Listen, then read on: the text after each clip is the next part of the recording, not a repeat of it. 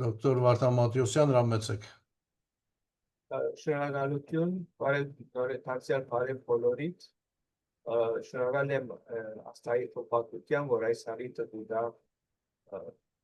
դասախոսելու այս նյութի մասին, որ անոնք, որոնք Բեյրութ են, դերևս հիշեն, որ ասկե 6 տարի առաջ նման օրինակ նյութի մասին խոսեցանք։ Հիմա այդ նյութը արդեն փիլիորացումի ճամփով վրան էր, հիմա դարձավ գիրք, որ բաղանդայներ է իրար վերանքրեն հադորումը, ուրեմն հիմա պիտի միացնեմ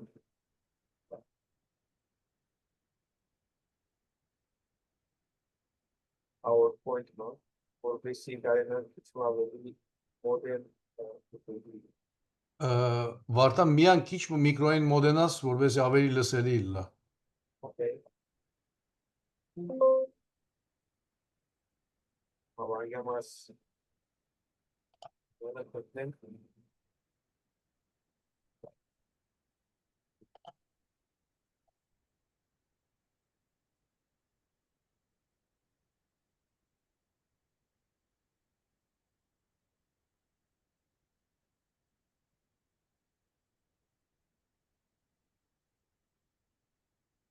Ուրեմն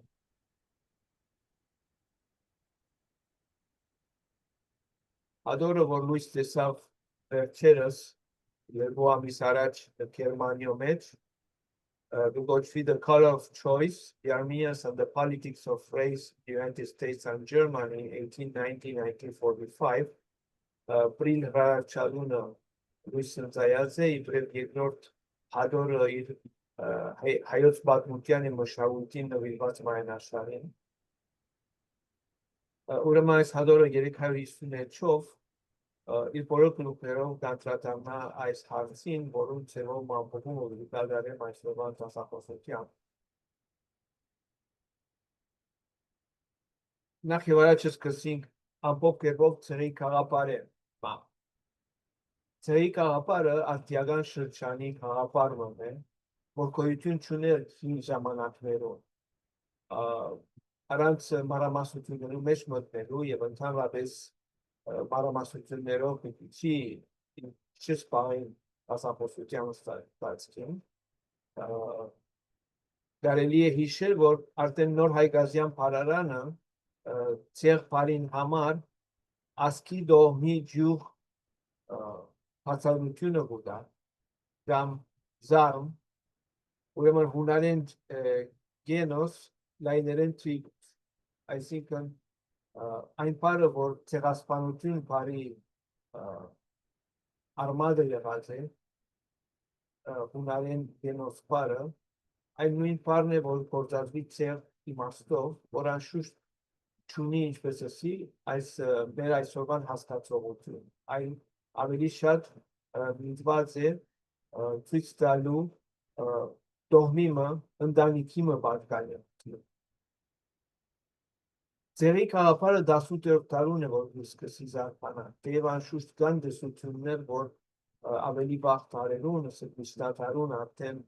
այդ խաղապարը կար, այդ մասին ընդարձակ քրականություն կա, որ կփորձեց ցույց տալ դրական կամ շուտական ձևերով ձերի գոյությունը մեր քիծած ժամանակին առաջ, բայց մենք հիմա պիտի գարչինք ընթացիկ կամ դասական դարձած դեսության, որ ձերի առաջին գիտական բացատրության փորձը կդարե 1795-ին, ինչ որ մենք դասականորեն իմացած ենք դերևս մեր դպրոցական տարիներեն, ցեղերու մարդկային ցեղի 5 բաժիններու դասակարգումը, որ կատարած է գերմանացի մարտապան Յոհաննես Բլումենբախ 1759։ Ուրեմն սպիտակ, սև, դեղին, գարմիր եւ շրջակույն ցեղերու բաժանումը իրեն կբարգի, այսպես ասած։ Իրակականը այն է, որ սպիտակ ցեղը, որ Բլումենբախ կոչած է Կովկասյան, այդ ցեղին անվանումը դուրս եկած է մեկ քանգի ուսումնասիրության են, քանգը որ դում են բախուներ հավաքազորի մեջ մարդկային քանգեր հավաքել, եւ այդ քանգը կպատկաներ վրացի երասարդ կնոջը, որ քանի մդարի առաջ հերի բռնված եւ մահացած էր ռուս թրքական բայրազմի ընթացքին, եւ հրակարան այն է, որ այդ քանգին քեղեցկության իման վրա է, որ դում են բախ որոշել, որ նախ սպիտակ ցեղի ցակման վայրը պետք է գտնվի Կովկասի մեջ, ավելի ճիշտ Վրաստանի մեջ, եւ մյուս կողմը ուրեմն նաեւ այնտեղ է, որ սպիտակ ցեղը տարածված է դեպի բոլոր կողմերը եւ ցեղումը սպիտակ ցեղը ներքեցկության բուն չափանիշ։ Ուրեմն այստեղ արդեն տեսնենք երկու տարբեր իրարու խառնված հարցեր, մեկը քեղեցկությունը եւ մեկը ցեղերու քույներու տարբերակումը եւ ցեղերու այդ բաժանումը։ Հիմա մեր հակարան այն պիտի լավ, որ հայերը, որոնք գտնվին Վրաստանի ամիջական հարավը եւ մասամբ Կովկասի մեջ են, իրենց Կովկասյան ցեղին պատկանիլը ավելի ուշ պիտի մերժվի։ Ինչ որ ցույց կտա արդեն, որ ինչպես անունները անպայման գնան կամ ոչ համապատասխանել իրենց բովանդակության ըստ գարիքի եւ ըստ շահերու։ Նույն ժամանակին, քանի մդարի առաջ 1786-ին էր, որ առաջին անգամ անգլիացի ուսումնասիրող Ուիլյամ Ջոնս բանացվեց հնդերորական լեզուներու, դակավին այդ անունը չկար, բայց խաղապարը կար, հնդերորական լեզուներու խաղապարը, այն ուրեմն լեզուներու ընտանիքը, որ կդարածվեր թե Եվրոպայի եւ թե Ասիո մեջ, բանացվելով ուրեմն գաբը Ասիո եւ Եվրոպայի լեզուներու միջև, Ասիո մեջ սանսկրիտերենը եւ բասկերենը շատ է, Եվրոպայի մեջ հունարենը եւ գերմաներենը։ Անգեկանի մոդարի առաջ արդեն սեմական լեզուներու ընտանիքին գոյությունը ցույց տրված է եւ ուրեմն մյուս կողմը Ջոնսի քյուտեն կամ Ջոնսի բանացվում են քանի մոդարի հետ արդեն սկսին անուններու փորձերը եւ տարբեր անվանումներու շարքին 1813-ին առաջարկված հնդերորական անունը հակառակ որ բավական վերաբախումներով թիմավորված է ժամանակի ընթացքում, բայց այն անունն է, որ մինչև այսօր գործածվի, բացի Գերմանիայեն, ու որ հնդկա-գերման, ինդո-ջերմանիկ անունը գործածվի, հակառակ անուն, որ այդ անունը գերմանացի մեջ որ առաջարկած։ Այս դիրի մեջ 1808-ին առաջին անգամ գերմանացի բանասեր Ֆրիդրիխ Շլեգել արդեն առաջարկի, որ հայերենը պետք է պատկանի հնդերորական լեզուներուն։ Հաջորդ 50-60 տարիներուն թեր ու թեմ գազիկներ կհայտնվին ոչ միայն հայերենի հնդերորական լեզու գալուն, այլ որ ջուրին պատկանելու մասին, ընդհանրապես կգործվի, որ հայերենը բասկական ջուրերու,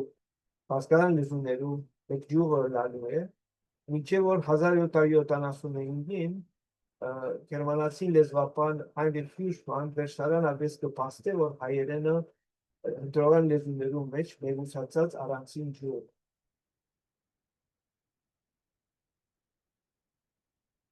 Հիմա այստեղ մյուս կողմը հնդերորական լեզուներու ծագումին կողքին նաև ցեղային հարց մի կա, առաջ կա, 17-րդ տարը ցեղի տարը կարելի է համարել, եւ ուրեմն այն հասկացողությունը կա, թե այս հնդերորական լեզուները խոսողները ինչ ցեղի կպատկանեն, կամ ինչ ցեղի անուն պետք է տան։ Եվ ուրեմն այդ գտնված անվանումը արիացի անուն։ Այս արիացի անունը Aryan խորքին մեջ Շլեգելը սկիզբը առաջարկած է գոչելու համար իրանական ջուրը, քանի որ սանսկրիտերենի եւ բասկերենի մեջ գոյություն է արիա անունը, որ կնշել դերերը եւ ծովը ինքնաբանումն է այս երկու ջուրերուն ջուհերը խոսողներուն եւ այդ անունը հետակային դարածված է ամբողջ հնդրողական ցեղին վրա այսինքն հնդրողական ինդոեուրոպյան եւ ալիացի արյան որպես հոմանիշ կորցածված են 10-րդ դարու սկիզբներեն մինչև 20-րդ դարու կես բնականաբար այս նույնացումը ճիշտ չէ քանի որ բացի պարսկերենեն եւ սանսկրիտերենեն ուրիշ որևէ լեզվի մեջ այս ինքնանվանումի գործազությունը չէր եղած եւ հնդրողական ընդհանուր լեզվի մեջ ուրեմն այդպիսի անվանում գոյություն չէ ունեցած հիմա այս ցեղի խաղապարը նաեւ գուկար ուրիշ խաղապար որ եթե գոյություն ունեցած է մայր ցեղը որ արիական ցեղն է իբրե նաև պետք է գոյություն ունեցած լավ մայր հնդրողական լեզումը այսինքն այն լեզուն որ բոլոր հնդրողական լեզու խոսող ժողովուրդները խոսած են նախքան որ այդ լեզուները գոյություն ունենային այսինքն հայերեն, պարսկերեն, գերմաներեն կամ լայներեն խոսողները նախքան այդ լեզուները խոսելը պետք է խոսած են լայն հասարակած լեզվով այդ լեզուն անշուշտ գոյություն չուներ որպես գրավոր դվյալ, այսինքն որևէ բնակիր գոյություն չունի այդ լեզվով, այլ զուտ վերագառուցված լեզումն է, որ լեզվաբանները վերստեղծած են այսպես ասելով, շնորհիվ տարբեր տեսություններու, այսպես իրենք հավաքած են մտորական տարբեր լեզուներու բոլոր արմատները եւ հաջողած են ստեղծել այն արմատներու բարարամը այսպես կոչել որ գպարունագե այն բոլոր բարերը որոնք վերագառուցված են գոյություն ունեցող լեզուներու արմատներեն այդպես է որ օրինակի համար հայերեն հայր բարը եւ լայներեն պատր բարը եւ բոլոր մյուս աստղից բարերը վերագառուցվելով դված են հնդրողական լեզվի պատր բարը բայց անշուշտ այդ պատր բարը իբրև գրավոր վկայություն գոյություն չունի այսպեսի զուտ տեսական օրեն ուրեմն երբ որ գիտնականները հասել են այն գաղափարին որ մեկ հասարակած լեզու եւ մեկ հասարակած ցեղ պետք է գոյություն ունենա նաեւ պետք է գոյություն ունենա մեկ հասարակած հայրենիք այսինքն այն վայրը ուր այդ լեզու խոսող ցեղը պետք է սկսած է լայ գոյությունը եւ հետակային ուրեմն այդ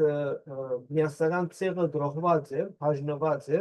եւ սկսած է սփռվել ամբողջ Եվրոպայի եւ մասամբ Ասիո մեջ եւ ադիգա ուրեմն դարավ դեպի շուտ ավելի կան մեծ տար որովհետեւ այս գաղափարը արդեն նախայինքի գաղափարը արդեն դար նախքան այդ ցերի լեզուներու կոնտեն առաջ ուրեմն շուրջ 2 տարի է հաստորեն այդ նախահայրենիքի գաղափարը գոյություն ունեցած է եւ առաջացած են ամենադարբեր տեսությունները սկսելով Կովկասեն եւ Հայաստանի հասնելով մինչեւ Հյուսիսային թերեր ամբողջ Եվրոպան եւ Ասիան գիտնականները գրած են եւ տարբեր տեսակետներ հայտնելով տարբեր պաստառումներ բերելով փորձած են այդ նախահայրենիքը գտնել եւ գտած են հարյուրավոր դեղերու մեջ մեկ խոսքով դաղամին լիովին ընդունված տեսակետը չի գա թեև վերջին տարիներուն DNA-ի եւ դինամիկության դերը արդեն ծեվով մգարձես թե բանացել թե այդ նախահայրենիքը ուր գտնալ այսինքն Կովկասի եւ Ուկրաինայո տարածքին միջև որոշ դերմը դարբեր հանգարվաններով ադիգա ինքնին բոլորովին դարբեր տասախոսությամբ է ուրեմն այդ տարիներուն հետևաբար նույնացումը նաեւ դեր ունենա արիացիներուն եւ սպիտակ ցեղին այսինքն սպիտակ բոլոր հնդրողական լեզուներու ֆիզիկական դիվարը սպիտակ ցեղին կպատկաներ եւ սպիտակ ցեղին մեջ հատկապես հյուսիսային գյուղին, որ գաբույտ մազերով եւ գաբույտ աչքերով եւ խանվիաշ մազերով անձերը։ Մեկ խոսքով այդ նույնացումը ուրեմն գսկսի սահմանափակվի որոշ շրջան, որ հյուսիսային Եվրոպայի շրջանն է եւ արդեն 1870-ական թվականներում Գերմանիան իբրև հայրենիք առաջարկվի, իսկ նույն տարիներուն այդ արիացիներու նույնացումը գաբուտաչիա եւ խարդիշահեր անձերու հետ։ ಅದರ համար է որ շատ անգամ այդ գաբույտ աչքերու եւ թերի մազերու հարցը նաեւ մեր մեջ գոյություն ունեցած է եւ դեսնենք թե ինչու է։ Ուրեմն ասիկա հարաճ բերած ինչ որ գոչվի արիական առասպելը։ Արիական առասպելին նյութերը կամ դարերը անոնք են որ նախ եւ առաջ երևական արիացիները եզայի գենսական ուժ ունեին, որ իրենց թույլ տված է ոչ միայն Եվրոպայի մեջ տարածվել եւ Ասիո մեջ, այլ նաեւ ամբողջ աշխարհի մեջ, քանի որ ի վերջո Ամերիկայի եւ Խաղաղանի շրջաններու քաղաքացումը դերի ունեցած է արիական ցեղերու նվաճումներով։ Նրանք իսպանացիները կամ անգլիացիները, կամ այսինքն գերմանական ցեղեր խոսում։ Այդ ուրեմն գենսական ուժը նաև մեծ մտանային ուժ դարաչներ կենտրոններով արիացիները մեծ ռազմիկներ եղած են, քանի որ այդ նվաճողական քաղաքականություն ունեցած են, եւ անոնք ուրեմն չէին գնալ Ասիո մեջ շրջալ, որովհետեւ Ասիան այնտեղը չէր, որ բարձրացավ ուժեղ եւ գենսունակ նման ցեղմակոյություն ունեցած էր, հետեւաբար Ասիան, որը սկիզբը այդ նահայրենիքի տարածքը ցույց տրված էր, Հնդկաստանը հատկապես, այդ նահայրենիքի տարածքը արձած է Եվրոպա, եւ որովհետեւ այդ հատկանիշները իրենց բարձրակույն արտահայտությամբ Եվրոպայի մեջ կգտնվեն։ Եվրոպա մեջ այս տեսակետը։ Եվ ինչու արիական առասպելը, որովհետեւ այդ հնդկերովական հասկացողությունը զուտ լեզվաբանական, այսինքն եթե գերմանախոս թուրքը թերթիմացը տնեք, այդ գերմանախոս թուրքը հնդկերովական լեզվացի, որը հնդկերովական լեզու խոսում գերմաներեն, եւ թուրքախոս հայը հնդկերովացի չէ, որը ոչ հնդկերովական լեզու խոսում։ Բայց թուրքը, որ թուրքերեն խոսի, անիգա հնդկերովացի չէ, ոչ արիացի, որը խոսած լեզուն հնդկերովական չէ։ Հետաքրքրական է ուրեմն, որ այդ ինչեսի իջարաջ այդ արիական լեզվով կամ հնդկերովական լեզվով որևէ բառ արձանագրված չէ, եւ ոչ մեկը նկարագրած է արիական ցեղին պատկանող մեկը, որևէ նկարագրություն այլ փորձություն չունի, ասիկա զուտ ուրեմն տեսական հարց մը եւ փաստորեն հնարովի հարց։ Քանի որ որևէ վկայություն չկա, որ արիացիները կորություն ունեցած են եւ կամ գաբույտ աչքեր ունեցած են։ Հիմա ինչպես ասի, նաեւ դրան հայրենիքը առանձնանոց տեղադրություն ունի, ուրեմն ինչ որ համարվի որպես իբրև թե դրան ցեղի հայրենիք զուտ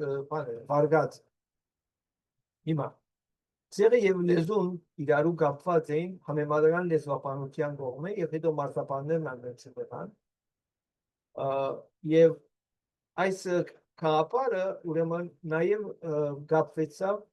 արևելականության օրիենտալիզմի հետ այն հանգամանքով որ սկսավ որոշվի թե Ասիո ժողովուրդները որ ցեղին կպատկանեն եւ ուրեմն ինչ հնդերորան լեզուները խոսող ժողովուրդները բարձր քաղաքապարներ գրողները համարվեցան, հակառակ դարձիկը հայտնվեցավ ասիական ցեղերուն համար, ասիական ժողովուրդներուն համար, ասիական ժողովուրդները որպես եվրոպական ժողովուրդները ավելի ցած մագարտայի ժողովուրդներ համարվեցան եւ ասիկա արդեն գաբ ուներ իջայլոց Եվրոպայի մեջ միջնադարեն տարածված հագա հրյական հավաբարներու հետ, որոնք նաեւ զարգացած ու տարածված են եվրոպական միջավայրին մեջ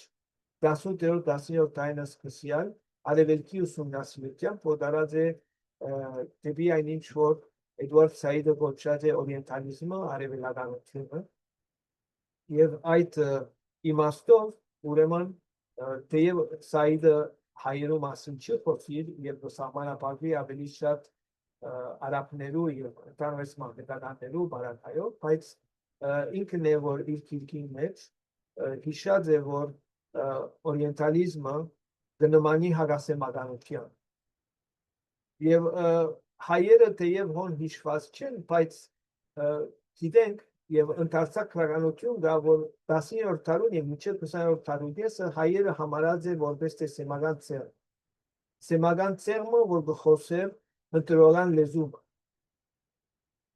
Եվ հետաքրքրական այն է այս ուղղությամբ որ ասիկա կամած նաեւ դարած է դեպի հայերու եւ հрьяաներու նույնացումը, այսինքն ընդարձակ քրականություն դա աղան օրինակներ բդած են 17-րդ դարին մինչեւ 20-րդ դար որ օրինակ կխոսին հայ հрьяաներու մասին Armenian Jews կամ Jew Armenians երկու դեսագետներն ալգան եւ որ բոլորս էլ գիտենք որ ոչ որ հայերը եւ հрьяաները պատկանին բոլորովի դանտեր հասկացողություններով եւ հрья հասկացողությունը ինքնին կրոնական հասկացողություն է իր ցանկումով եւ ոչ թե այսպես ասած ասկային կամ ցեղային Հիմա ուրեմն այդ նույնացումը, այսպես կոչված ցեղային նույնացումը միաժամանակ դարած է փարոյական հատկանիշներով, ֆիզիկական հատկանիշներով նույնացումին գողքին, փարոյական հատկանիշներով նույնացումին գողմե։ Ուրեմն, քանի որ հрьяաները համարված են ամփարո ժողովուրդ, իրական տեսակետով որ կան Եվրոպայի մեջ տարեր շարունակ, այդ ամփարոյականության տեսակետը նաև տարածված է հայերուն վրա։ Եվ հայերը ու հрьяաները մեծ ընդհանրացումով համարված են լոմայապոխներու, արևտրականներու եւ աշխարհուներու երկու դիպար ժողովուրդներ։ Եվ հայերու բարակային ասիկա ավելի եւս ընդարձակված է 18-րդ դարի 10-րդ դարերու ընթացքին, երբ որ դերի ունեցած է եվրոպական հարաճացումը դեպի կամ կոնտրոլը դարձնելը Օսմանյան գայսության, այսինքն եվրոպական շահերը Օսմանյան գայսության մեջ ծևոմը նաև բարդացած են, որ Օսմանյան գայսության գբադակ ժողովուրդները համարվին, քանի որ այդ երեք ժողովուրդները, հիմնական երեք գբադակ ժողովուրդները, հայերը, հույները եւ հրեաները իրենց ցերկ ունեին Օսմանյան գայսության արևտրական արևդուրը եւ ֆինանսական աշխատանքները եւ ուրեմն եվրոպացիներու վրցագիծները հանդիսանային, ուրեմն երեք ժողովուրդները պետք է ընտարգվեին տևական նվաստացման թուրք, ուրեմն նվաճող ցեղի կողքին, որ չեր սփաղել, քանի որ Ղուրանը գարքին է, չեր սփաղել օրինակ աշխարհությամբ եւ շատ քիչ կսփաղել արևդուրով։ Քանի որ արևդուրը եւ աշխարհությունը նվաստացուցիչ գործեր են Ուրեմն այսպես է որ շատ ընդարձակ քրականություն կոյացած է, կարելի է ասել հանկիստ հարյուրավոր հադորներ հաջող մեկը մյուսեն ընդօրինակելով, ուր որ հայերու դե լավ եւ դե վատ հատկանիշները ցույց տրված են, որոշ հեղինակներ ավելի ասենք թե հայամետ ուղղությամբ հեղինակներ հայերու սենտրալական հատկանիշներով զբաղած են, ուրիշներ վատ հատկանիշներով եւ ուրեմն օրինակ հետաքրական խառնուրդ ունի Ալֆոնսո Լամարտեն նշանավոր ֆրանսիացի բանաստեղծը, որ 1830-ական թվականներում այցելած է Օսմանյան գայսությունը, հատկապես Պորիսը, եւ ուրեմն միայն պիտի գարտամ իր տեսակետը, որ հետաքրական է իր հակասականությամբ Հայերը մարտոց ընդիր ծեղմն են եւ գրնան գոչվիր արևելքի զվիցերիացիներ, ասիկա միշտ մենք ալ հիշած ենք մեր քիրքերու մեջ, բայց միայն այս դողը, շարունակությունը չեն հիշած, քանի որ մեր գործին ու այդ դողը հիշելը, բայց շարունակության մեջ գսե, ինչպես Եվրոպայի զվիցերիացիները աշխատասեր խաղ ու կանոնավոր են, բայց անոնց նմանալ հաշվենկատ եւ ուղղծի են Ոչինչ հերոսական կամ ռազմունակ կա անոնց բնավորության մեջ, արևդուրը անոնց ազվազությունն է զայն պիտի հետաբնտեին որևէ դիրոջ տա։ Ուրեմն այսպիսի խաղապարներ երկու կողմով, ծրական եւ բացասական կամ միայն բացասականը շատ անգամ կտեսնենք եվրոպացի դարբեր ժողովուրդներու պատկանով, անգլիացի, ֆրանսիացի, գերմանացի եւ այլն, դարբեր գիտնականներու, փիլիսոփաներու, ճամփորդներու եւ այլն։ Եվ ասոնց մեծ մասը հաջող կամ այցելած է պոլիսը,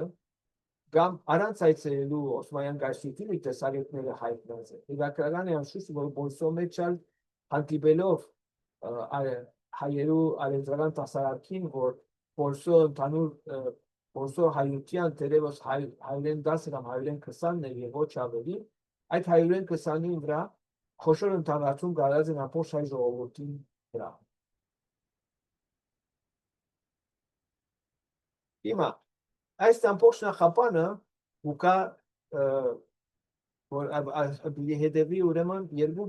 բաստավոր օրինակներու քննարկումը Ամերիկայի եւ Միացյալ Նահանգներու մեջ։ Ամերիկայի մեջ ծեի խնդիրը այնքան հին է, որքան Միացյալ Նահանգներու կորությունը։ Արդեն 1790-ին ամերիկյան քաղաքացիության օրենքը լսել է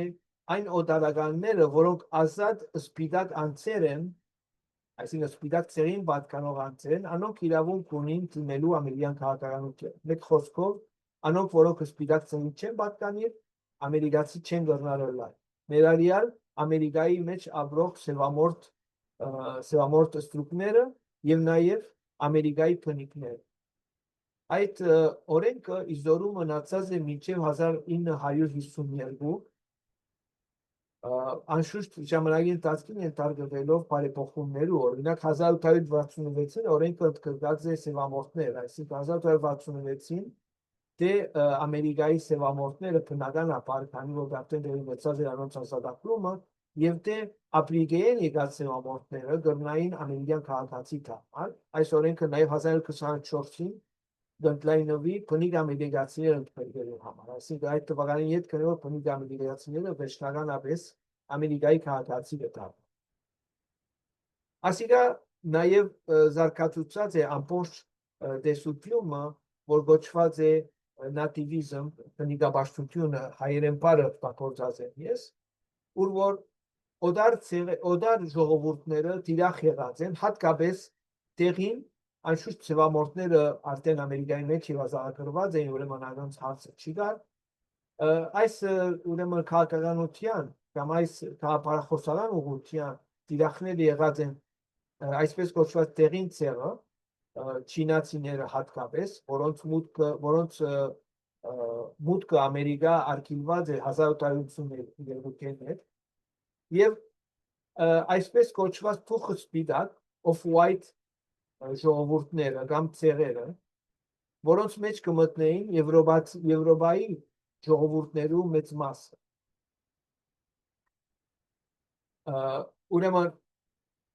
եւ որոնց մեջ նաեւ կմտնեին հայերը։ 1850-ականներն է, որ դեղի ունենա զանգվածային քաղաքը արևելյան Եվրոպայեն, կենտրոնական Եվրոպայեն եւ հարավարևելյան Եվրոպայեն ու արևմտյան Ասիայեն։ Ուրեմն բոլոր այդ ժողովուրդները, որոնք ուկան այդ շրջաններեն, նկատի ունին սկսելով հարավային իդարացիները մինչև Ռուսաստանի հրեաները եւ հունգարացիները մինչև հայերը, թուրքերը եւ սուրիացիները։ Այդ ամբողջ տարածքի ժողովուրդները, որոնք որ դուք կհիշեք, բոլորն ալ նույն այսպես դոբրագի մեջ կմտնեն, որպես հետամնաց եւ ստորին ժողովուրդներ, որոնք երբեք իրավունք չեն գտնալ, երբեք մտային կարողությունը չունին, որպեսզի ամերիկյան բարձր իդեալները եւ ժողովրդավարական քաղաքապարները կարենան յուրացնել եւ դառնալ լիիրավ ամերիկացի քաղաքացիներ։ Եվ այս մասին գրված է ընդարձակ քրականություն, հոդվածներ եւ գիրքեր շուրջ 25-35 տարվան ընթացքին։ Եվ այս քաղաքապարը գտնված է երկար ժամանակ եւ այս քաղաքապարի մեջը նաեւ հայերն ալիցկացի, հայերը համարված են ինչպես ասի, այդ ուղղությամբ եւ անունով մականունով հիշված են, նաեւ բազմաթիվ ալիքներ։ Ուրեմն ասիկա հատկապես այս ընդդիմությունը հատկապես արևելքի կողմը Բոստոն, Նյու Յորք քիծին վրա ցուցաբերված է, բայց նաեւ արևմուտքի կողմը հատկապես Ֆրեզնոյի մեջ, ուր որ հագահայ ամբողջ շարժումը դեղի ունեցած է 1850-ական թվականներին, երբ որ հայերը դարավին դերևս 300 հոգի էին Ֆրեզնո, մինչև 1960-ական թվականներ։ Իվաս Ֆրեզնո, որ բոլորս գիտեն, Կալիֆոռնիա մեջ կգտնվի, Կալիֆոռնիան ուրեմն եղած է ծևոմը հագահայ տեսակետներու աղբյուրը մինչև այդ թվականներ։ Այս ամբողջ գաղափարախոսական խլրդումներու ծիրին մեջ 1900-ական թվականներուն Ամերիկայի քաղաքականության բաժինը ձեռնարկած է հատկապես սկսած է Արևմտյան Ասիային եկած ժողովուրդներու դատական հետապնդումին, որովհետեւ տարանները որոշեն, թե այդ ժողովուրդները իրավունք ունին ամերիկյան քաղաքացի դառնալու։ Այդ ծիրի մեջ ուրեմն սուրիացիները հատկապես, նաև որոշ չափով թուրքերը եւ հայերը 1907-ին մինչև 1909 անոնց քաղաքացիության իրավասությունը խնդրողադարձած է, հայերը հատկապես դադի քաշված են դեկտեմբեր 1909-ին Բոստոնի մեջ, ուր որ անոնք արդեն քաղաքականության բաժանմունքին կողմեն, որպես թե պրոբարդագովը, անոնք զրկված են քաղաքացիութենը, ցեղին պատկանելու պատրվագով մոնգոլյան ցեղին, քանի որ հայերը օսմանահպատակ էին եւ օսմանցիները եւ թուրքերը մոնգոլ ցեղին կպատկանին, ուրեմն հայերն ալ մոնգոլ ցեղին պետք է պատկանեն։ Այսինքն նույնացած է այստեղ ասկուտուն եւ ցեղ։ Ուրեմն տակ մոդերի ունեցած է ամերիկյան կառավարությունը տակ բացած է 4 հայերութեն, որոնք դիմաց էին քաղաքացիության, եւ ուրեմն թագավոր Ֆրանսիս Լոուեր իր մեկ օրվան հադին ընթացքին վճռած է, որ հայերը սպիտակ ցեղին կպատկանին եւ անոնց քաղաքակրթությունը ոչ թե ասիական, այլ եվրոպական թեքում ունի։ Հետևաբար անոնք ամեն իրավունք ունին քաղաքացի դառնալ։ Ասիկա ուրեմն ընդունված իրողություն դարձած է մինչև 1920-ական թվականները եւ անգլիայիդ այդ մինչև այդ թվականները հայերը դժվարություն չեն ունեցած քաղաքացի դառնալու։ Առաջին աշխարհամարտին ուրեմն այս խլրդումները, որոնք արդեն 1850-ական թվականները տեղի ունենային եւ կոնգրեսի մեջ փորձեր եղած էին տարբեր ծևերով սահմանափակելու այդ արևելյան Եվրոպայի եւ արևմտյան Ասիա ժողովուրդներու մուտքը ներառյալ գրագիտության գնությունը, որ ի վերջո հաջողած է անցնել 1917-ին հակառակ նախագահույսանի վետոին, ուրեմն այդ խլրդումները եւ այդ մտավորական, այսպես ասած, բանավեճերը ավելի զարգացած են 1916-ին լույս տեսած գիրքովը, որ գրած է կարելի ասել 20-րդ դարու ամենամեծ ցեղաբաշտ ամերիկացիին կողմէ իր գիրքին բաներով, իր գիրքին դվյալներով, Madison Grant, որ փաստաբան մներ, որ կարևոր դեր ունեցած է տարբեր կենդանիներու պահպանման մեջ, բայց միաժամանակ նաև անցած է հետո մարդկային ցեղի եւ այսպես ասած հյուսիսային ցեղի պահպանման գործին։ Madison Grant 1916-ին գիրքը հարագած է, որ գոչված է մեծ ցեղին վախճանը եւ մեծ ցեղը հյուսիսային իր անունով դված անվանով նորդիկ ցեղն է, այսինքն Կապդաչիա եւ Խադիշահեր անձերը մեկ խոսքով Անգլիային եւ Սկանդինավիային եկող անձերը, որոնք այդ ցեղը խառնվելով քաղաքականների ուրիշ տեղերը քաղաքած ժողովուրդներու մեջ Ամերիկայի մեջ, որը Ամերիկայի թույլտվության պատճառով, ուրեմն այդ ցեղը մեռնելու ընթացքի մեջ էր Ամերիկայի մեջ։ Եվ այս գաղափարը, այս այսպես աղետիմը գաղափարը, որ Madison Grant կարելի է ասել ծախած է իր գիրքով, այնքան լավ ծախեց կոնգրեսի անդամներուն, որ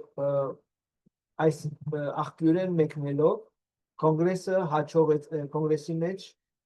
հակաքաղթականական ալիքը հաջողեցավ 1929 եւ 24-ին երկու օրենքներ անցնել, այսպես կոչված քոտայի օրենքը, որ սահմանափակած է քաղաքականությունը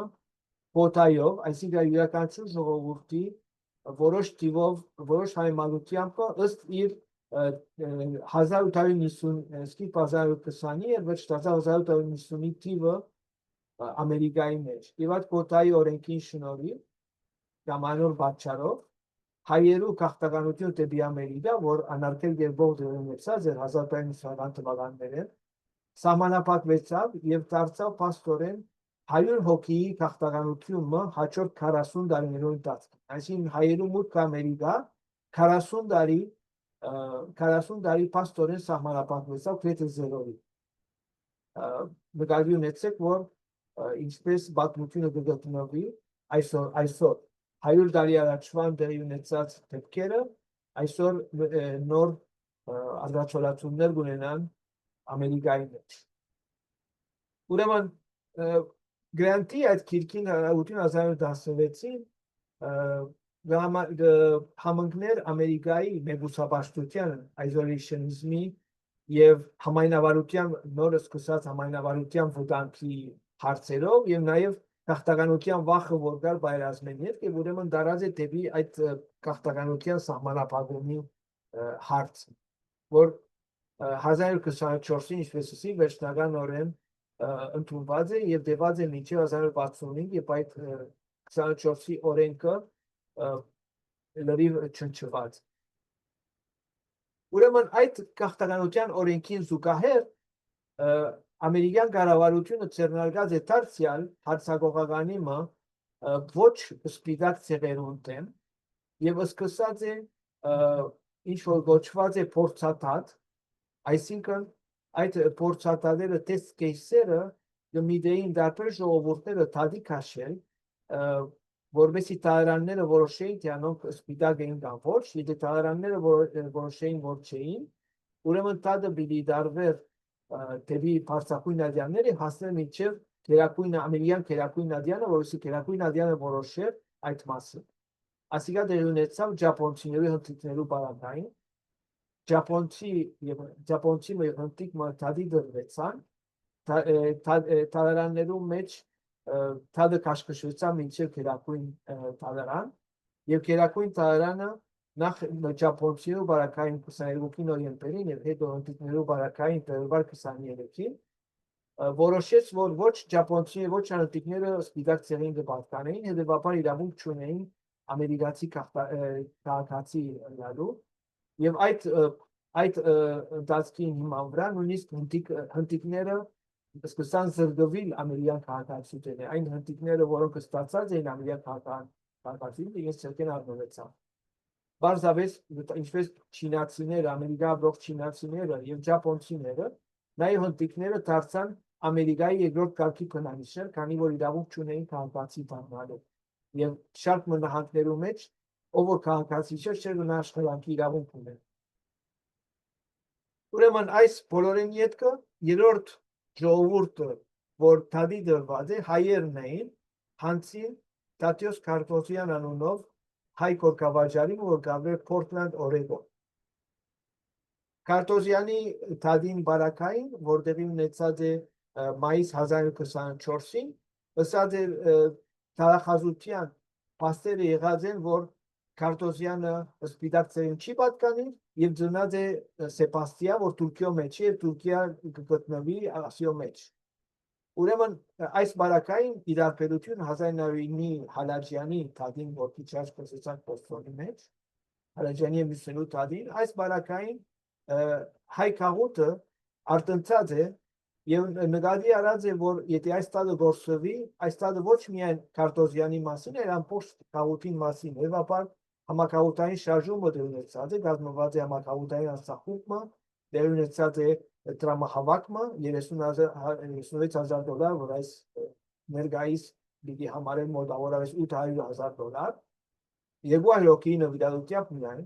հակառակ բոլոր գործերուն երբեք մեծականակ նվիրատվություններ տեղի ունեցած չեն, եւ ուրեմն իրենք վարձած են լավագույն պաստապանները ու վկաները կացած են թադին օրեգոնի մեջ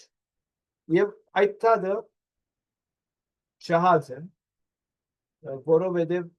թադի ընթացքին թեև վճիրը դեպած է ավելի քան դարի մինչեւ որ թադավորը վճիր արձակած է թադավորը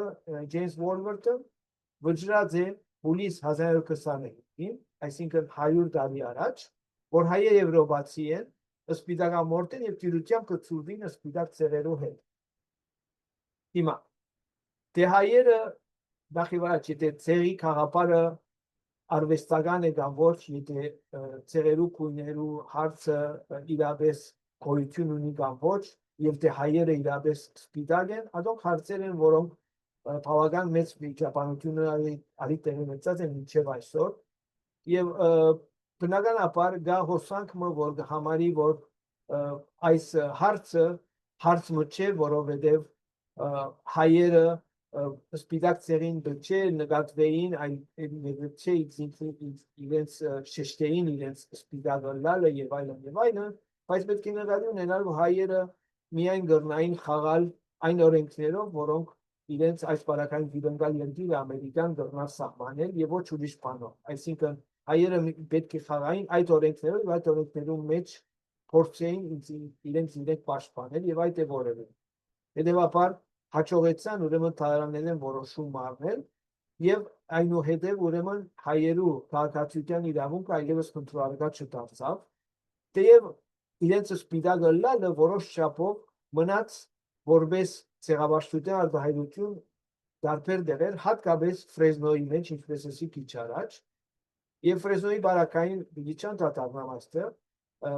քիրքի մեջ ամբողջ գլուխ մգրամացած է մանոր միայն կարելի է հիշել որից հետաքրքրական իրողություն որ Ֆրեզնոյի մեջ դուներու վաճառումին համար մինչև 1948-ը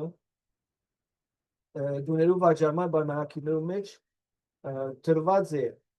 բարբերությունը ուր որ դարձանակրվի թե բնակարանը կամ որևէ մասը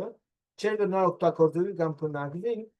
Voyeve sevamorti, այս մեկ բարական որ դրեմ դիմացը, voyeve sevamorti չինացի, ճապոնցի, հնդիկի, հայու, ասիացի կամ թրքան գայսության բնիկի մը գողմե։ Երբեմն անունները փոխված են, հայերը ուրիշ ժողովուրդներու հետ հիշված են, բայց այս արժությունը փորձածելու նման բարբերություններ Ուներու վաճառան պայմանագրերու մեջ ոչ միայն Ֆրեզնո որ գլխավոր վայր է եղած այլ նաև ես գտած եմ օրինակներ Դիթրոյթի մեջ, Օրեգոնի մեջ, Սիաթլի մեջ, Փենսիլվանիայի մեջ եւ նույնիսկ Վաշինգտոն DC-ի մեջ։ Ուրեմն այս օրինակները գմիտեին այդ թաղամասերեն այդ ժողովուրդները դուրս ցկեն, հատկապես ուղղված էին սվամորտներուն դեմ, բայց նաև կորցածված են այլ ժողովուրդներու դեմ դարբեր նահանգներու մեջ ըստ անհրաժեշտության։ Այդ ուրեմն օրենքը կամ այդ կորցածությունը դեված է մինչև 1948, երբ որ Քերակույն Նադյանը զայն համարած է հակասահմանադրական եւ ուրեմն այս օրենքը եւ ընդհանրապես Ֆրեզնոյի մեջ տեղի ունեցող քրեականության ամբողջ դեպքերը արդեն սկսած են նվազել 1960-ական թվականներու մարդկային քաղաքացիական իրավունքներու պայքարի մեջ որտեղուցած է Ամերիկա ուրեմն այդ հագահայ դրամատուրգիաները Ֆրեզնոյի մեջ բացօրեն զերոյի չէ Հիմա ասելով Գերմանիո բարակային մի հիշեմ շատ արագ կերպով որ գերմանական գարզիկները հայերու մասին գեշեին, որ հայերը խարտախ են, ավելի աչքպած եւ կարող են կան հույները, թուրքերը ճնշված են աչքպած եւ ակա հայերու եւ հույներու կողմէ, հայերը հрьяաներ քնչուները ամբողջ աշխարհը սփռված եւ տապարական են եւ հետաքրքրական է որ հոս գերմանացիները, գերմանացի գիտնականները, լրատվողները, ճամփորդները երեք այս ժողովուրդները նույն ցևով նույնական համարած է, այսինքն որպես թե հայերը հայրենիք չունեին, ինչպես որ հрьяաները եւ քնչուները, գարականորեն հայերը հայրենիք ունեին, ճիշտ է որ Օսմանյան կամ ռուսական գայսություններու դիաբերության դակ, բայց ունեին հողմ ու որու մեջ կապրեին։ Սակայն այս իրողությունը ուղղակի չտեսնելու դրված է եւ անոնք համարված են սփռված եւ թափառական եւ նաեւ անշուշտ շատ հաճախ գործածված արևելքի հрьяաներ հասկացողությունը դիալոգված է հայերուն համար, որ պաստորեն հայերը եւ հрьяաները նույնացված են։ Այս բոլոր տեսակի հայերու մասին դրված խաղապարները գտնված են հատկապես 1890-ական 1915 թվական մինչև 1915 թվականը հատկապես երբ Գերմանիան Օսմանյան գայսրության հետ փաստորեն սկսած է տաշնագիտի եւ հովանավորի եւ հետո տաշնագիտի հարաբերությունը մշակել եւ գերմանական շահերը ուրեմն կպահանջեին Օսմանյան գայսրության պաշտպանությունը եւ հետեւաբար հագահայ գեցվածքը որ լայնորեն տարածված է սկսելով Համիդի չարտերեն 1995-ին եւ հասնելով մինչև մեծ եղերնը հայկական ցեղասպանությունը։ Եվ այստեղ դեսնեք օրինակներ հայերը վաշխարու են, գողոպտող վաշխարուներ են, խապեպաներ են, հայերու արիական անունը պարակցած է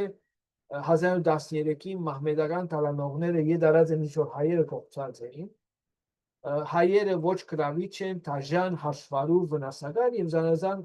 բաներ։ Դա այստեղ կարելի է հիշել Ֆրիդրիխ Ռացելը, որ խոսած է այն, որ եղած է դեսապանը այն նյութին, որ հետակային Հիտլերը որտեղած է, որ vital space-ի Lebensraum, գենսական տարածքի խաղապարը, այսինքն որ պետությունը պետք ունի գենսական տարածքի, որում մեջ կարողանա տարածվի եւ տարածվի ուրիշ ավելի դժվար բնություններով հաշվում։ Եվ աշխուժ Ռացելը հայերու մասին արժեքական խաղապարներ դված է ուրիշ Հիտլերի վրա ասեցություն ցկող հեղինակը Կարլ Մեյ Վիբասանը, որ հայերու մասին զանազան ժողովրդական դեսագետներ հայտնած է, հակառակորդ որ երբեք Օսմանյան գայսրությունը ոչ չէր գողած մինչև 1910-ական թվականները, բայց անգերաջ արդեն հայերը սև գույներով ներգելու դարբեր օրինակներ գված է վիճակերում մեջ։ Եվ Կարլ Մեյ եւ հիշենք որ Հիտլերը մոտավորապես Կարլ Մեյին 70 հազար ուներ իր դատարանի մեջ։ Երրորդ նացիականության հայրը անգլիացի գերմանացի դարձած Houston Stuart Chamberlain անունով դեսապանը, որ նույնպես արդեն հայերու արիացի, այսպես կոչված արիացի լալը ժխտած է եւ զանոք համարած է սեմական ինչպես որ էին հрьяաները եւ սուրիացիները եւ անշուշտ նաեւ որ հрьяաներու նույնակահությունը աշխարհապատության աշխարհության սերը ունին, բայց ավելի բարձր աստիճանի վրա։ Հիմա ցեղասպանության դայներուն այս նույն խաղապարները դարածված էին գերմանական զինվորականության մեջ եւ գերմանացի պաշտոնատարներու մեջ, որոնք կծառայեին Օսմանյան գայսրության մեջ եւ ուրեմն զարմանալի չէ որ այդ գերմանական զինվորականությունը երբ որ կմասնակցեր այս կամ այն ցեղով ցեղասպանության կորձնական կամ ոչ կորձնական ցեղերով արդեն նկատի ուներ հայերը որպես ուրեմն ստորին ժողովուրդ որ ցեղով մարժանի էր իր ճակատագրին։ Հիմա անցնելով գերմանական գայսրության հաջորդող շրջանին Վայմարի հանրապետության շրջանին, երբ որ նացիականության վերելքը տեղի ունենա, խոսքի հիշեն Հանս Գյունտերը, որ գլխավոր նացի մարտապան եղած է եւ որ ստեղծած է դեսապանությունը, թե հայերը կպատկային այսպես կոչված մերձավոր արևելքի արևելյան ցեղին, որում մաս կազմեին նաեւ հрьяաները, ուրեմն հայերու բարակային, որպես թե բարձր դասակարգի հյուսիսային ցեղը հնդրական ցեղերուն լեզուն դված է հայերուն ու հետո հերացած եւ ոչ հնդրական դասակարգն է որ լեզուն որտեղած է եւ որբեսի նմանի մերձավոր արևելքի լեզուներուն եւ ուրեմն հայերը մեծ մասով մերձավոր արևելյան ցեղին կպատկանին, որոնք ինչպես կսի նաեւ կպատկանին հрьяաները, բայց հայերը համարված են Գյունտերի կողմէ ամենեն մաքուր դիպարը այդ մերձավոր արևելյան ցեղին, այսինքն հрьяաներեն ավելի։ Եվ հետևաբար երբ որ հայերը եւ հрьяաները կնույնացվին ֆիզիկապես, արդեն կգնան նույնացվին ամեն իմաստով։ Հիմա Հիտլերը 1922-ին սկսյալ մինչև 1943 Տարբեր այդներով հայերու մասին դերասաններ հայտնած է, գտնելով մեծ մասով արդեն իր մի առաջ ասված բաները, թե հայերու ակահության, թե հայերու ստորին ցերնոլալուն, թե անշուշտ ամենածանոթը թե ով կհիշեր հայերը ցեղասպանության բարակային եւ այլն եւ այլն։ Ուրեմն իր հագահայ գեցվածքը փաստացի իվողություն ունի, որ գրնալ աղետներ իր եւ իր ուրեմն ենթականերուն այդ գեցվածքը, որ լայնորեն տարածված էր, գրնալ հայերուն համար աղետալի երևանքներ ունեցած էր երրորդ համաշխարհային պատերազմի ժամանակ։ 1933-ի երբ Հիտլեր գարավության գլուխը ուկա, Կրետի անմիջապես Ռայխստագը, խորհրդարանը, որ արդեն փաստորեն նացիզմի ցերկն է, եւ Հիտլերը գարավարի առանց որոնումները բավերացվեին, գանցնե այսպես կոչված արիական օրենքը, որուն համաձայն ոչ արիացիները դուրս կտրվին գերմանական գարավարության բոլոր պաշտոնները եւ հետեւաբար նաեւ կամած ադիգա պիտի դարածվի բոլոր գերմանական ցանկի բոլոր մագարտակներում։ Հետևաբար որ ոչ արիացի է, փաստորեն ընկերութենեն դուրս բերել։ Հայերու բարակային անշուշտ այդ օրենքը նաև դրամատություն ուներ, որ եթե արիական ժառանգությունը գասկածելի է, պետք է գարցիկ մտցրել ներքին կորուսնախարարությունը։ Եվ հետաքրքրական այն է, որ 1933-ի սկիզբներն, այսինքն Հիտլերի կառավարության գլուխ կալեն Քրետյամի չափես առաջ, գերմանական մամուլի մեջ միշտ տեսած են բավական թիվով հոդվածներ, որոնք խնդրարագա դարձուցած են հայերու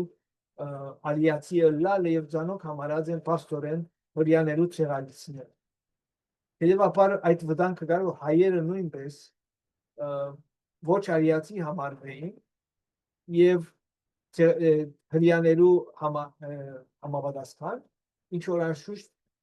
գիտենք ինչ դեպքեր ունենան հետաքրքիր։ Այսպես է որ Գերմանա-հայկական ընկերությունը, որ գոյություն ուներ 1914-ին, որում նախագահն է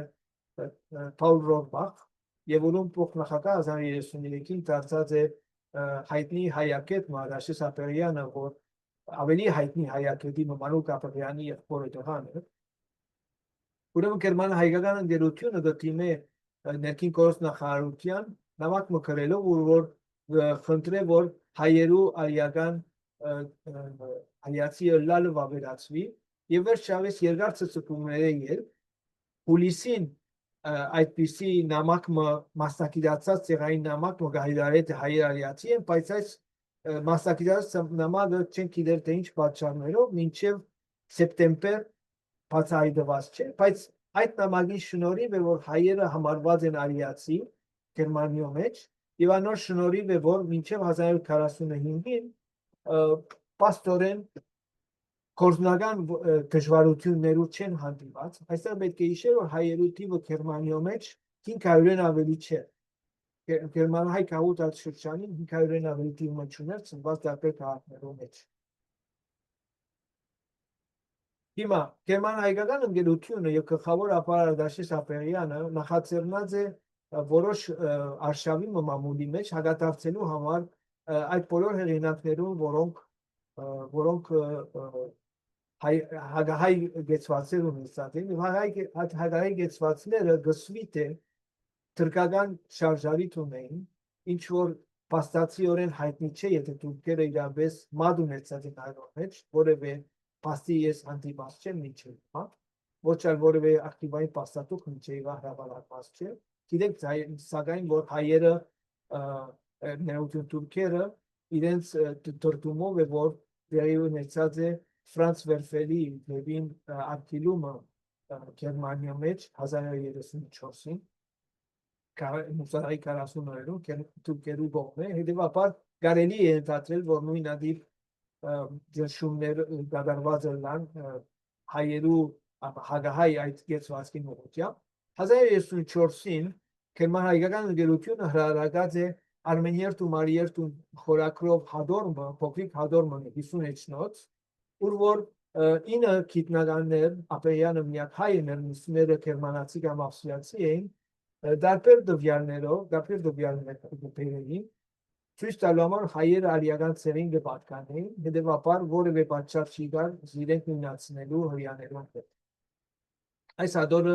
թարգմանաբար հրարակված է Հայաստանի մեջ 2000-ին, պետք է ասել, որ այս հադորը իր ժամանակի գիտության եւ դեսագետներու մագարտակը կհայտներ եւ գտնար այդ ժամանակին համացայն որոշ չափով գիտական կամ ոչ վիճելի քաղաքներ ունենալ, թեև նաև դային վիճելի քաղաքներ, բայց այսօր 70 տարի հետ անոր հրարակությունը հայերենով միայն պատմական նշանակություն ունի եւ գալի չի զայն նկատել այսպես ասած գիտական հրարակություն, որոնց վրա պետք է հիմնվի հակառակ որոշ հայաստանցի մասնակիցներու կարծիքին, որոնց վրա պետք է հիմնվի հայերու վերաբերյալ դեսություններ արտահայտելու համար։ Հիմա մինչև երրորդ համաշխարհային պատերազմի սկիզբը հայերու հանդեպ քաղաքականություն եղավ երկտիմին, այսինքն հայերը համարված են արիացի, բայց շարունակված է գերմանական թե մամուլի մեջ եւ թե քիրքերու մեջ դեսագետներ հայտնվել, թե հայերը այո, հնդուրական լեզու խոսին, բայց ցեղային առումով կպատկային մերձավորարելյան ցեղին, ուրեմն ցեղավից են հրյաներ։ Այս դեսագետները շարունակված են հայտնվել երրորդ համաշխարհային պատերազմի ընթացքին եւ այդ ժամանակ ուրեմն վտանգը կա միշտ եղած է դեսականության վտանգը, որ հակառակ այդ 33-ի որոշումին այդ որոշումը կգնա որևէ ադեմ փոխվի եւ ասիկա հատկապես բացայտ 1942-43 թվականներում երբ որ Ռուսաստանի պատերազմի սկիզբին երբ ուրեմն գերմանական զորքերը տարածված են մինչև ռուսական Եվրոպայի սահմանները եւ Կովկաս եւ ուրեմն հայերը շատ ավելի մեծ թիվով կան Գերմանիա 500 հայերը 100,000-ավոր հայեր մտած են գերմանական ռայխի սահմաններեն ներս դեռ նկատի չունենանք այն հայերը որոնք գտնված են արբանյակ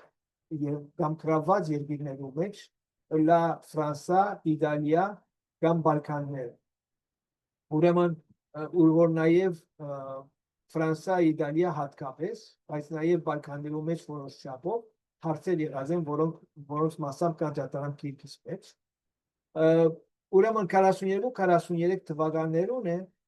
որ շատ զորավոր հագահայ արշավը դեր ունենա, թե արևելյան գրաված դարաշրջաններու նախարարության մեջ, թե գերմանական բանակի մեջ հայերուն դեմ հատկապես դարբեր հրարակություններու ճամփով, որոնք բնտեն եւ ուդեցնում են, որ հայերը պետք է մինացնել հрьяաներուն հետ, որ հայերը արիացի չեն եւ այլն եւ այլն, այս ուղղությամբ ուրեմն այլևս գերմանահայ ընկերությունը չէ, որ գործի կանցնի, բայց Ապերյանը եւ Ռորբախը անհատապես, քանի որ ընկերությունը լուծարված է 38 թվականին հետ, իրենք անհատապես, բայց նաև գարջադեմ գոյություն ունեցող հայ-ասկային կոնգրեսը կամ հայ-ասկային կոմիտեն ավելի ճիշտը խորհուրդը, որ կազմված է 42-43 թվականներում, նույնպես այդ հագահայ դրամատուրգություններուն դեմ պայքար մղած է եւ այդ աշխատանքներուն շնորհիվ է որ ամեն բարակայի այդ վտանգը եւ փոյուրում ունեցած է մինչեւ պաստորեն երրորդ համաշխարհային պատերազմի վերջավորությունը այդ վտանգը կարելի եղած է չեզոքացնել եւ ապահովել հայերու ասենք գոյությունը մինչեւ որ պատերազմը վերջացած է նացիականությունը դավալած է եւ ուրեմն նաեւ արիական ցեղի դեսությունը արդեն համարված է բոլորովին հակագիտական եւ արիացիներու խաղապարը պաստորե քիրիտեն դուրս տրված է եւ վերադարձած է իսկստանդեղ, այսինքն այսօր արիան անունը միայն գործածվի լեզվաբանության մեջ երբեմն որպես իրանական ինդոիրանիա հնդիրանական լեզուներու այլընտրական անուն խոսը գանք պիտի առնեմ, անշուշտ շատ ավելի բաներ կարելի խոսել, բայց արդեն քիչ ժամանակն ալտուցվել է, բայց եթե հարցումներ կան, սիրով կգնամ պատասխան։ Շնորհակալություն։ Շնորհակալություն, դոկտոր Մատուցյան։ եւ մարիթ կուտանք հարցումներու եթե կան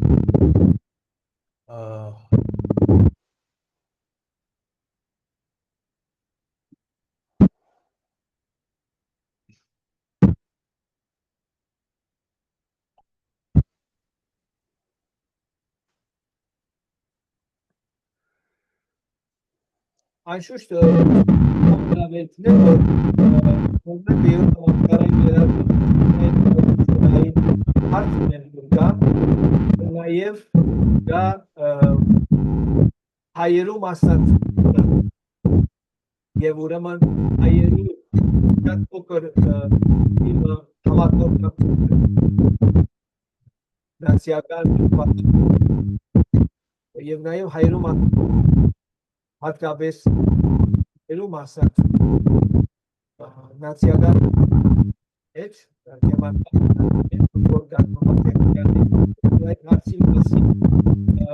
կարելի է ասել աչորդ 60 տարիներում հարցան կարծիքներով հաճախ ոչ մասների վրա հիմնված այլ կարծիքներ եւ դրանազատ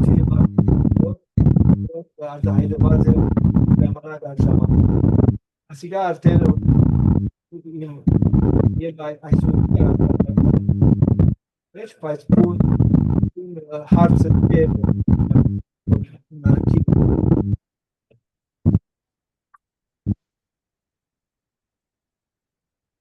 գոմնագի ցայնը խանգարի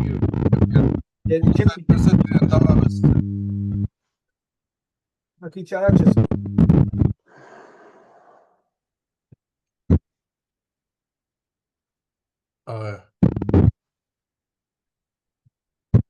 Ավսելիք կամար Քիրքին մասնա այս ներկայացված որ քիրքը տարաբես ներառված կապեջ ասում չէ Այո այս կամացով այս բոլորը դա քիրքի որոշ բաներ որ չային վիճելով ներկայացված են բայց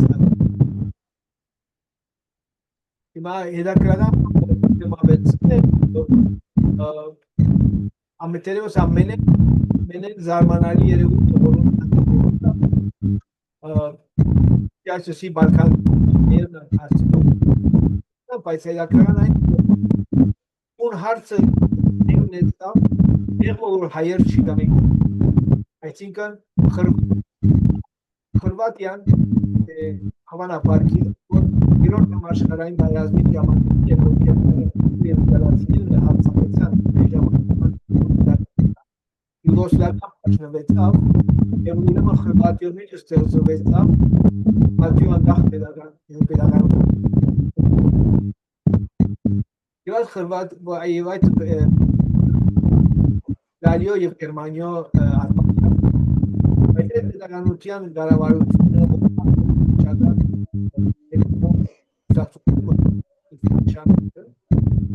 այդ գարավարությունը մեկներ անցուցած է ամիջը Պետեն տորինագելով Գերմանիո ալիական օրենքները, բայց հետաքրքրական օրենքները անցուցած է որ պետյոտը ժողովուրդներ համարած է ոչ արիանցի, որոնց շարքից հայերը Խորվատիո մեջ այդ տարիները համարված արիանցի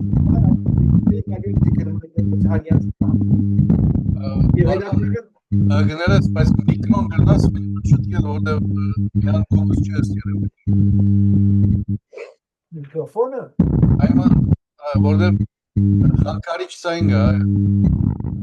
բայց չեմ կիների և ամը չունի և միկրոֆոնը չունի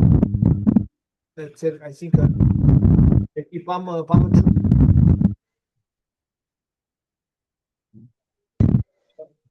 Ուրեմն Խորվատիո մեջ հայերը Յուգոսլավիո հայերը մեծ մասով Սերբիա եւ Մակեդոնիո մեջ էին Սերբիա Մակեդոնիա հայեր չկային բայց համարված է ոչ արիանցի եւ ասիկա որովհետեւ նույն այդ հայը ուրեմն որ դրած հայերը համարված էին աշխարհի ցեղումը, որ հрьяաներուն եւ այս բարակային սերբերուն բան եղան, սերբերուն համարժեք կամ ինական նկատված է եւ այս ամբողջ գեցվածքը ինական գեցվածքը սերբերուն այս գործածերուն հայերը իբրև այսպես զենք շատ ակրան յոգություն բոլորը ինանցան անշուշտ խրվատերեն բայց օկտոբերով նույն բազմապաններու իրեն պատողները կարելի է նա որոշ կապում վերանացնել դեպ անշուշտ բանը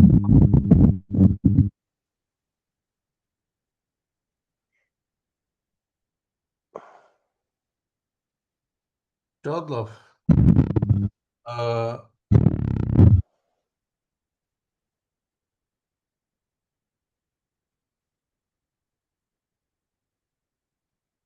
Հոս մեկը գրեց, որ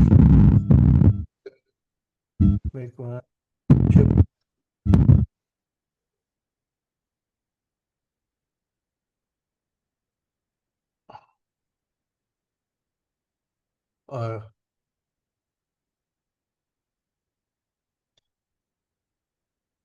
լավ։ Շնորհակալություն կուզենք հայտնել այս ագաթեմական մագարտակի վրա բավական դերեկություններով հագեցած այս դասախոսության համար մենք դակավին նորեն առիթ կունենանք Վարդան Մատյոսյանը լսելու, որտեղ մեր դասախոսներու շարքի մեջն է եւ հիմա նախքան բաղելը ես պիտի ուզեի ուրեմն նաեւ ինչ-որ տեխնիկ բաները մինասին չափ վարժ չեմ, բայց